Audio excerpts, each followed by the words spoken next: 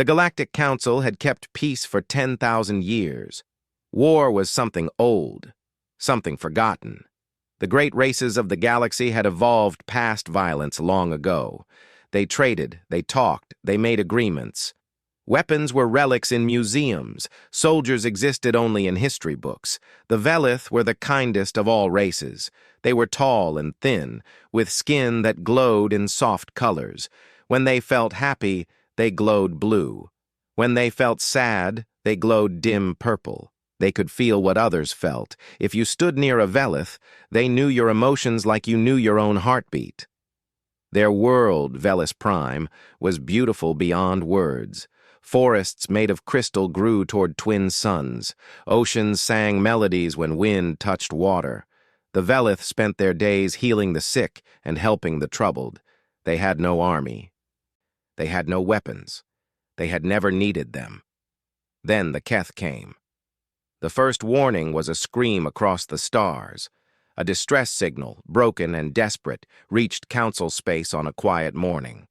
The message showed fire falling from the sky. It showed Velith running through burning streets. It showed ships darker than night raining death upon a peaceful world. The Keth Dominion came from the outer reach, a part of space no one had explored. They were large creatures, covered in hard shells like insects. They had 6 arms and eyes that saw only prey. They did not come to trade. They did not come to talk. They came to harvest. The Velith brain produced a special chemical. To the Keth, this chemical was the greatest drug in the universe. It made them feel power, pleasure, and peace all at once. And the only way to get it was to cut it from a living Velith skull. Within 3 days, 2 billion Velith were dead. The Galactic Council called an emergency meeting. Representatives from 100 worlds gathered in the Great Hall. They watched recordings from Velis Prime. They saw cities burning. They saw children screaming. They saw the Keth laughing as they dragged Velith to processing facilities. Then they argued about what to do. "We must send a diplomatic team," said one representative. "Perhaps we can reason with them." "Economic sanctions," suggested another. "We cut off their trade routes." "We should write a formal letter of condemnation," said a third. Ambassador Talus stood in the center of the hall. She was old, even for a Velith. Her glow was weak, almost gray. She had served the council for 300 years. She had never raised her voice. Today, she screamed. "My people are dying. They are cutting out our brains while we still breathe. And you want to write a letter?" The hall went silent. Talus looked at each representative. She saw the truth in their eyes. They were not going to help. They did not know how. None of them had armies. None of them had weapons. They had forgotten how to fight centuries ago. "There is one option left," Talus said quietly. "One we have never considered." She touched a control panel. A hologram appeared above the hall. It showed a small blue planet, third from a yellow star, in a system at the edge of explored space. "Earth," Talus said, "home of the humans." Murmurs spread through the hall like fire. Several representatives stood to leave. Others made gestures of disgust and fear. "The humans were quarantined 200 years ago," one representative shouted. "For good reason." Talus nodded slowly. "Yes, they were quarantined because they scared us. Their planet tried to kill them every day of their evolution. Earthquakes, floods, ice ages, predators everywhere. And they survived. They did more than survive. They conquered their death world. They conquered each other, again and again and again." She changed the hologram. It showed human history. Armies marching across continents. Ships battling on ancient seas. Machines of war that grew more terrible with each generation. They are the only species we have ever found that made war into a science. They study it. They teach it to their children. They build monuments to their greatest killers. They call them heroes. The hall was silent now. Every eye watched the hologram as it showed explosion after explosion, battle after battle. We kept them isolated because we were afraid, Talus continued. We denied their requests to join the council. We pretended they did not exist. We hoped they would stay in their little corner of space forever. She turned off the hologram. But now I am asking you to do something terrible. I am asking you to wake the humans up. I am asking you to point them at the Keth. Because the Keth have 300 warships around my world. Because my people cannot fight. Because you cannot fight. Because the only species in this galaxy that knows how to make war is sitting on a little blue planet, wondering why no one will talk to them. The vote took 3 hours. Representatives argued, threatened, and begged. Many warned that inviting humans into galactic affairs was more dangerous than the Keth. What if they decided to conquer instead of help? What if they turned their weapons on the council next? Talus answered simply, "Then we die later instead of now. My people do not have the luxury of worrying about later." The vote passed by a single margin. A ship was prepared, a delegation was chosen. They would travel to Earth and ask the unthinkable. They would ask the Deathworlders for help. As the ship launched toward the quarantine system, Talus stood at the window of her quarters. She watched the stars blur into lines. Somewhere behind her, her world was burning. Somewhere ahead, monsters waited. She just hoped the human monsters were the kind that could be reasoned with. The council delegation expected to find primitives on Earth. They expected mud huts and simple tools. They expected a species still learning to walk among the stars. What they found made them want to turn around and fly home. Earth itself was a nightmare. The planet had active volcanoes that could bury cities in ash. It had earthquakes that cracked the ground open. It had storms that threw lightning from the sky. The oceans were filled with creatures that had hundreds of teeth. The land was home to animals that could kill with poison, claws, or pure size. And the atmosphere was 20% oxygen. To most species, that meant the entire planet was a bomb waiting for a spark. The humans lived there anyway. They did not just survive, they thrived. They built cities that touched the clouds. They crossed their deadly oceans for fun. They climbed their most dangerous mountains because they were there. The delegation landed at a place called Seoul, in a nation called Korea. They were met by a woman in a green uniform covered with medals. Her name was Park Dury. She was a colonel in something called the United Earth Defense Force. Colonel Park was not tall. Her hair was turning gray at the edges. Her face had lines from years of hard work and harder choices. But her eyes were what the delegation noticed most. They were kind eyes, warm eyes, the eyes of someone who had seen terrible things and still chose to smile. "Welcome to Earth," she said in perfect galactic standard. "We have been waiting 200 years for this visit." The delegation was taken to a building where human leaders had gathered. The aliens looked around in confusion.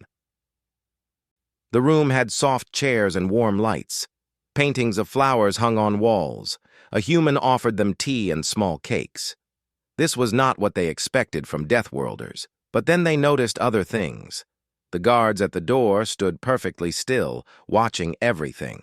Their weapons were not museum pieces. Colonel Park had scars on her hands that looked like burns from energy fire, and on one wall, between the flower paintings, hung a flag with the image of a tiger baring its teeth. Ambassador Talus stepped forward. Her glow was steady blue, trying to project calm she did not feel. "Colonel Park, we come with a desperate request. Our world has been invaded. A species called the Keth is killing my people. The Galactic Council cannot help us. We have no warriors. We have no weapons. We have only hope that you might answer our cry." Colonel Park listened without interrupting. Her face did not change as Talus described the harvesting, the processing facilities, the billions already dead. When Talus finished, the room was silent. Park asked one question. Are there children on Velis Prime? Talus felt her glow flicker with grief. Yes, millions of them. The Keth do not spare the young. Something changed in Park's eyes. It was small, quick, easy to miss. But Talus had spent 300 years reading emotions. What she saw in that moment was not anger. It was something colder, something that had been sleeping and was now waking up. "Excuse me for a moment," Park said. "I need to make some calls." She left the room. The delegation waited. They could hear her voice through the door, speaking rapidly in her native tongue. Other voices joined, some calm, some urgent. More calls were made, more voices answered. 2 hours later, Park returned. "The United Earth Defense Council has made a decision," she said. "We will help you." Talus felt her glow brighten with hope. "You will? But you do not know us. We kept you quarantined. We ignored you for 2 centuries. Park smiled, but it was not a happy smile. "Ambassador, let me explain something about humans. We have a very simple rule. When someone hurts people who cannot fight back, we hurt them. When someone needs help, we help. It is not complicated." She gestured toward a window. Outside, the delegation could see ships rising into the sky. Not 1 or 2, but dozens, hundreds. "We started preparing the moment you entered our system. We knew why you were coming." There is only one reason the Council would break quarantine. Over the next 3 days, the delegation watched humanity prepare for war. It was terrifying. Ships that had been exploring distant stars changed course and flew home. Factories that made farming equipment began making weapons.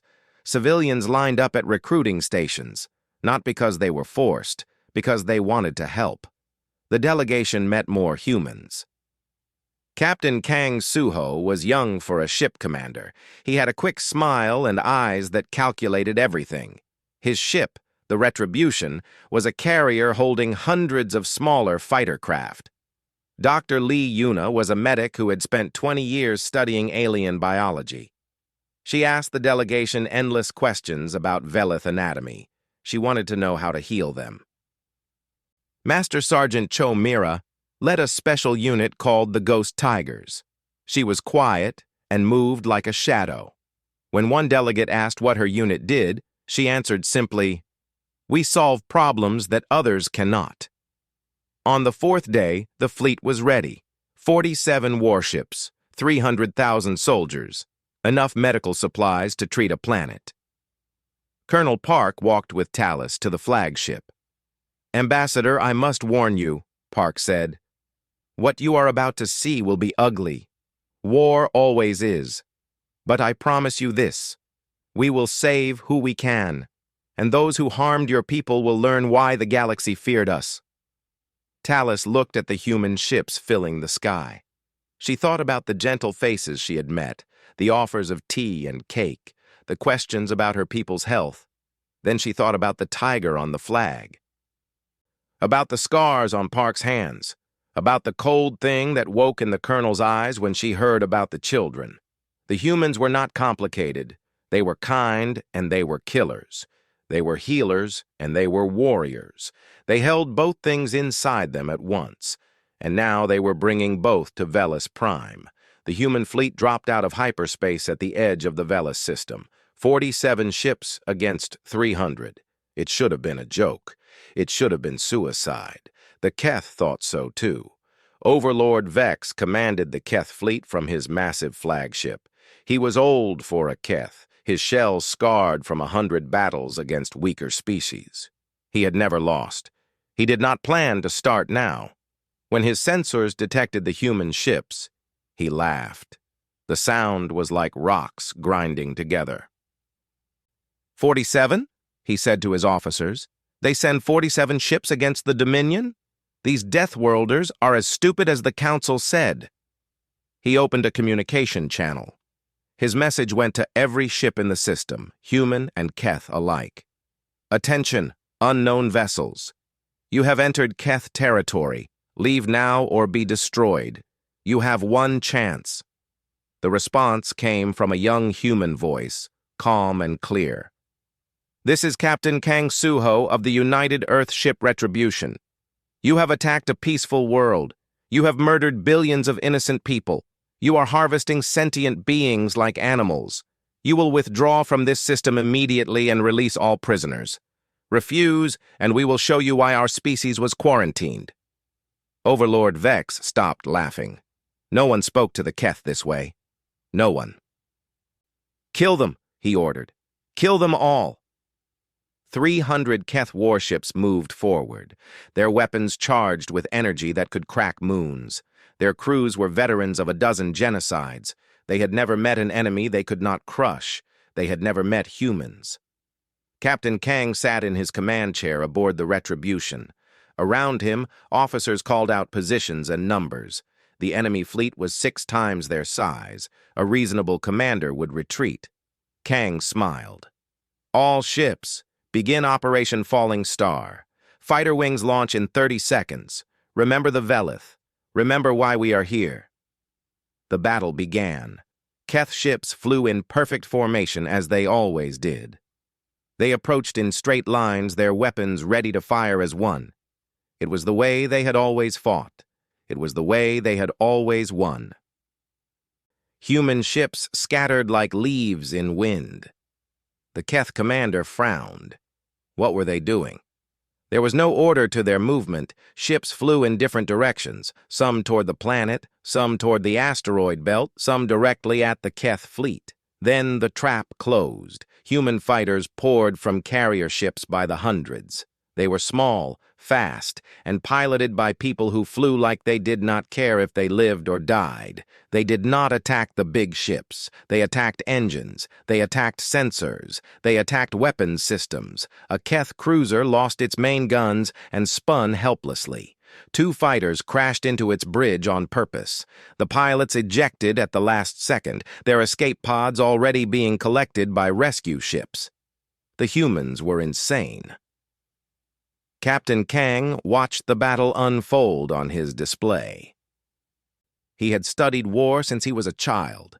He had read about every battle in human history. He knew that victory did not come from strength alone. It came from thinking faster than your enemy. It came from doing what they did not expect. "Carrier Group 3, move behind the asteroid. Wait for my signal. Group 7, pull back and make them chase you. When they follow, Group 3 hits their flank." The orders flowed like water. Human ships danced through the Keth formation, never staying in one place, never fighting fair. When a Keth ship surrendered, humans accepted and moved on.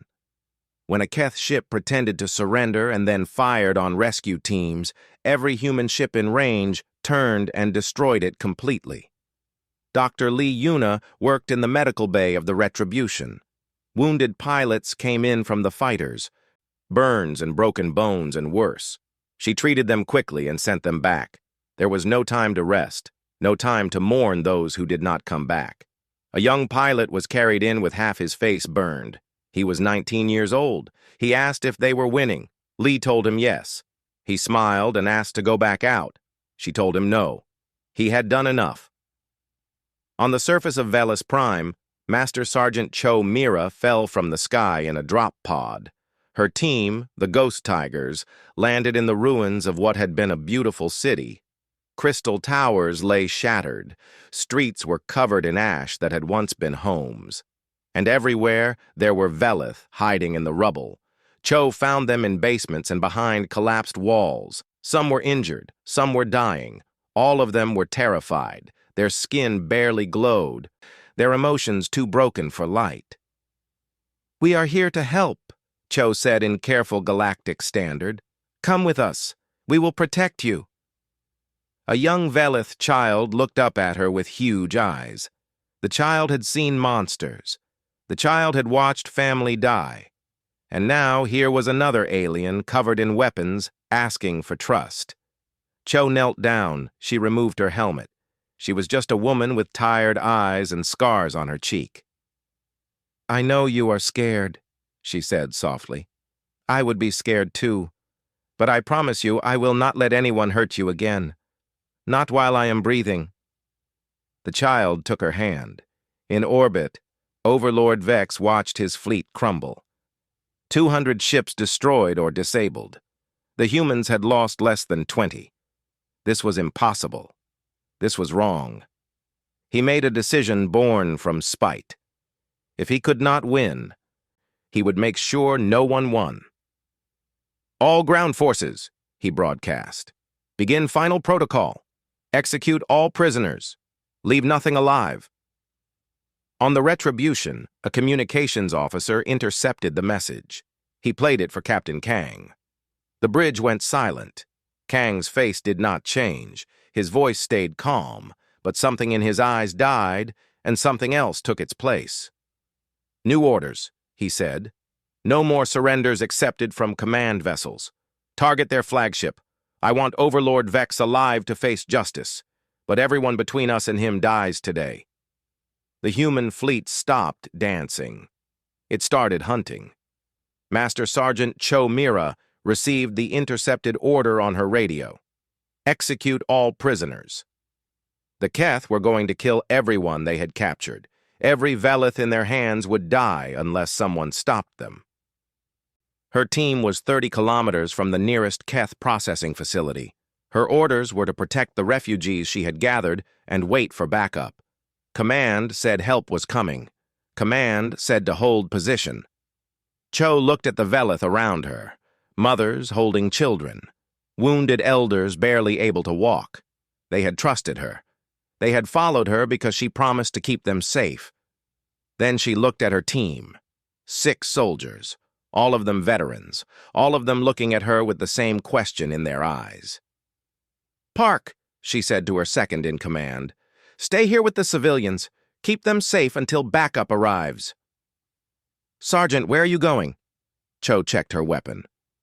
"There is a facility full of prisoners about to be killed. I am going to stop it." "That is suicide." "You cannot take a Keth facility alone." Cho looked at him. Her eyes were calm, almost peaceful. "I am not going alone. Anyone who wants to come with me, say so now. I will not order this. This is volunteer only." Every soldier stepped forward. Cho smiled. It was a small smile, tired, but real. "Then let us go teach the Keth what happens when you threaten innocence in front of humans." They ran through the ruined city. 30 kilometers in darkness, carrying full gear, knowing that every minute mattered. Normal soldiers would have collapsed. The ghost tigers were not normal soldiers. They were the best Earth had to offer.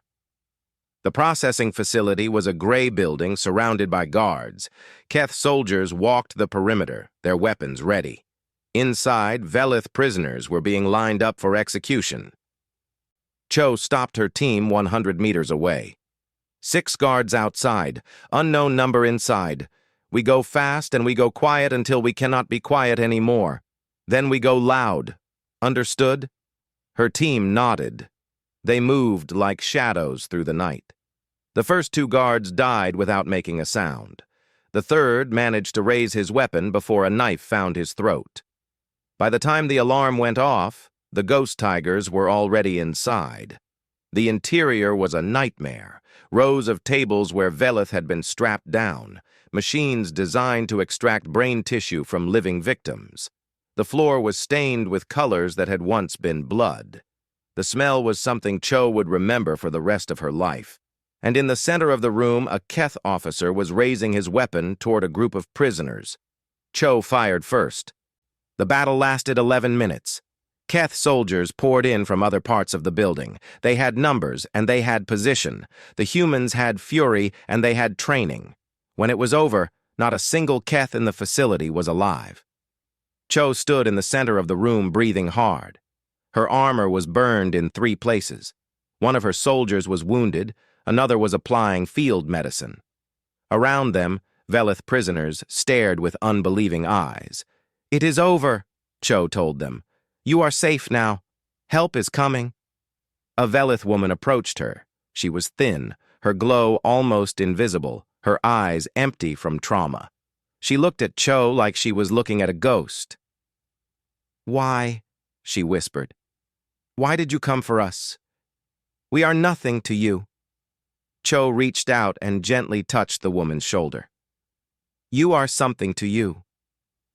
That is enough.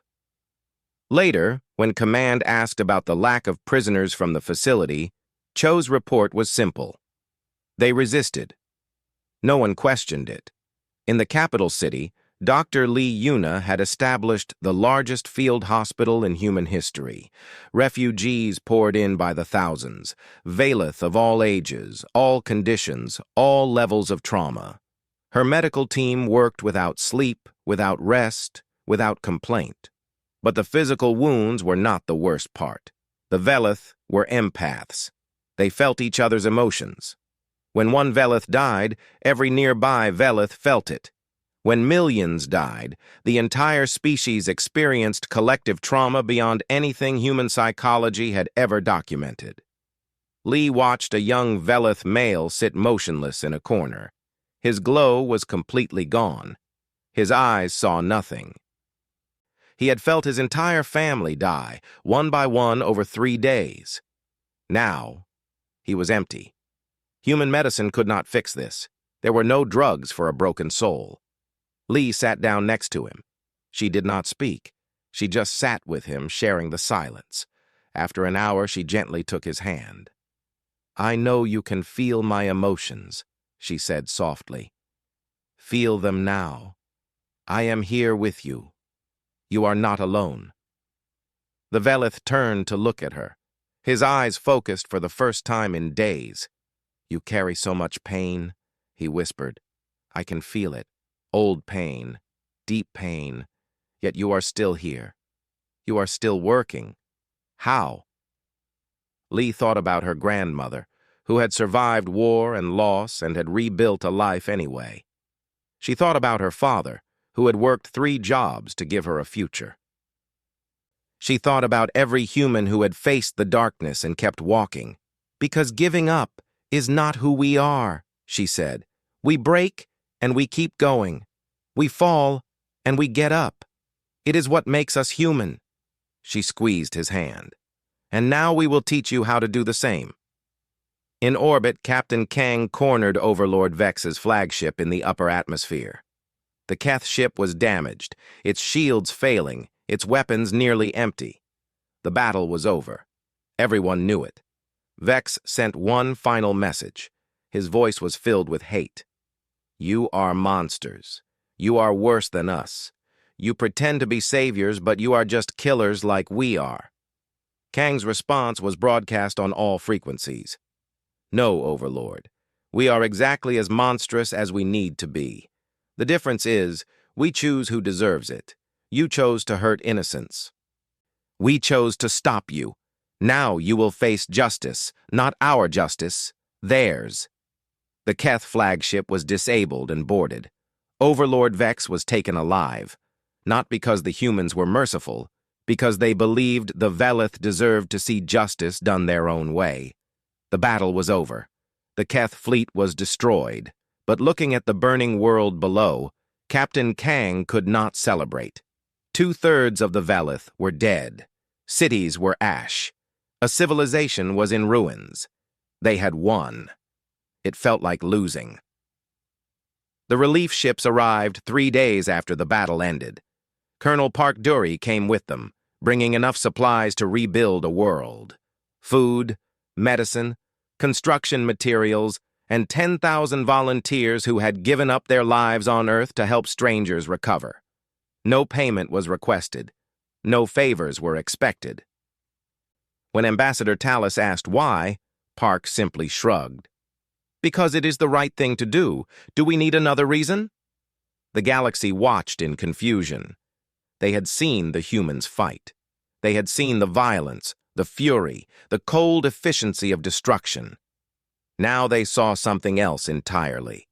Human soldiers who had killed without hesitation during the battle now carried Veleth children on their shoulders.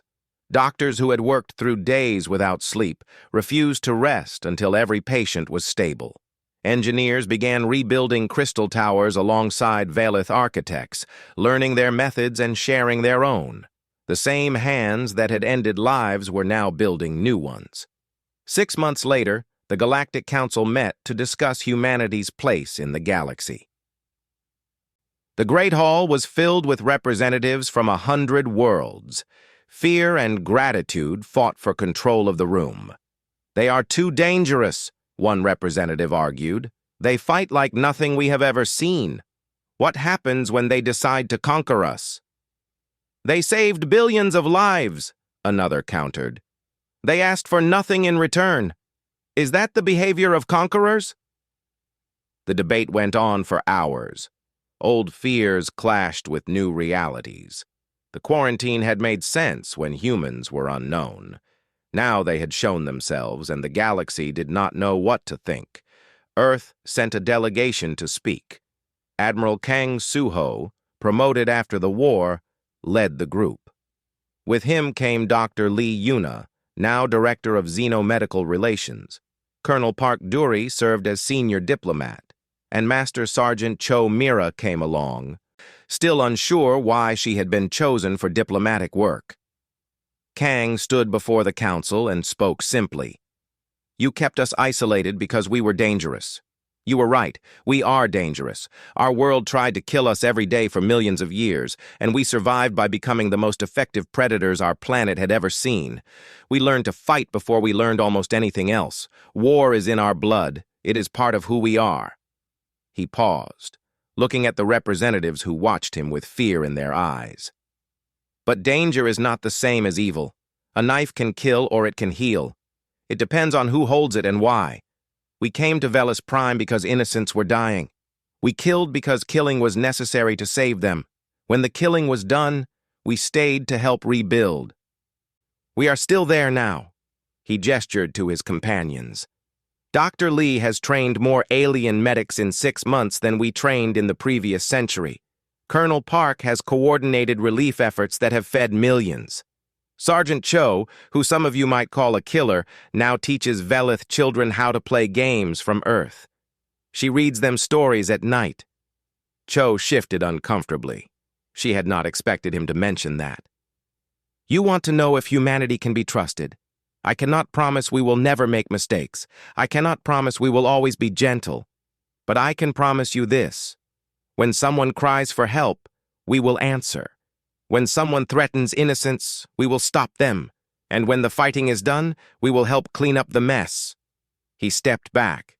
"Keep us quarantined if you wish. But know that the quarantine only works one way. We will come when called. We will help when needed. That is not a threat. It is a promise." The vote passed 3 hours later. Humanity was admitted to the Galactic Council. The margin was significant, though not unanimous. Some species would need more time to trust the Deathworlders. Time would be given. 3 years passed. The Keth Dominion no longer existed as it had been. Human occupation forces had dismantled the ruling class and helped establish democratic institutions. Former Keth soldiers now served in peacekeeping forces, learning to protect instead of destroy. It was slow work, but progress was real. Overlord Vex stood trial at a Velith court. The humans wanted execution. The Velith had a different idea. They sentenced him to serve the Velith people for the rest of his life. He would help rebuild what he had destroyed. He would see the faces of those he had hurt every single day. The Velith believed in redemption. The humans made sure Vex would live long enough to attempt it. Velis Prime was healing. The crystal forests were growing again, tended by both Velith and human hands. The new capital featured a memorial made of crystal and granite, listing every name lost in the war. Velith names and human names stood together, equal in sacrifice. Admiral Kong visited every year on the anniversary. He stood before the memorial and read letters from the families of his fallen crew.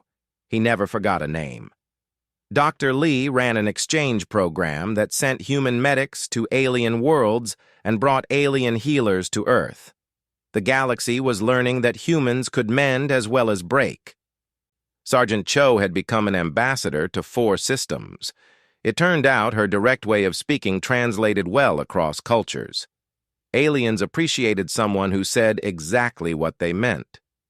Ambassador Talus, ancient now even by Velith standards, gave a final address to the council before her passing. We called them Deathworlders. We feared them. We isolated them. And when we were dying, they came anyway. They brought violence, yes, but violence in service of protection. They brought death, but only to those who earned it. And when the killing was done, they stayed.